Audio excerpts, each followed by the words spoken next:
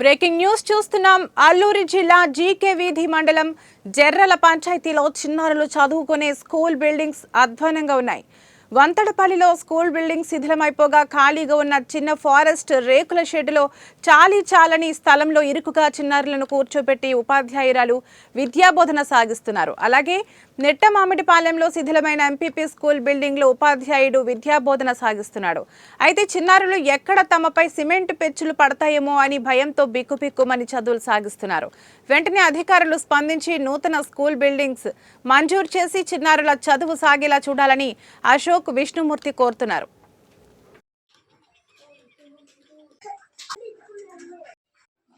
నా పేరు వి రమేష్ అండి. నేను ఎడ్జిటి టీచర్గా పనిచేస్తున్నాను గవర్నమెంట్ ప్రైమరీ స్కూల్ నిట్టమాడిపాలెంలో. గత 4 సంవత్సరాల నుంచి ఇక్కడే వర్క్ చేస్తున్నాను టీచర్గా. ఇక్కడ మా స్కూల్లో టోటల్ 27 మంది పిల్లలు ఒక్కొక్కళ్ళు పనిచేస్తున్నాం టీచర్గా.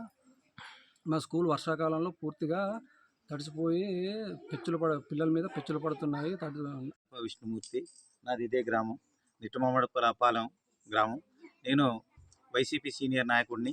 గత 2024 ఎన్నికల్లో స్వతంత్ర ఎమ్మెల్యే అభ్యర్థిగా కూడా పోటీ చేసి ఉన్నాను.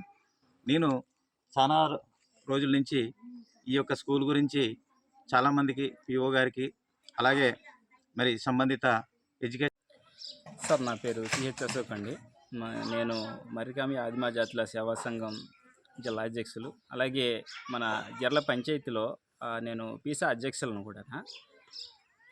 ఇక్కడ మరి వంతడపల్లి గ్రామంలో ఎంపీపీ స్కూల్ అనేటటువంటిది నడిపించడం జరుగుతూ ఉంది ప్రభుత్వం. అలాగే ఇక్కడ మరి ఫారెస్ట్ బిల్డింగ్లో ఇది స్కూల్ అనేటటువంటిది నడవడం జరుగుతూ ఉంది. వాళ్ళకి సరైనటువంటి సౌకర్యం లేని ఎడల మరి బిల్డింగ్ అరాకొర బిల్డింగ్తో మరి సదరు మరి టీచర్ గారు స్కూల్ పిల్లల్ని బోధించడం జరుగుతావు.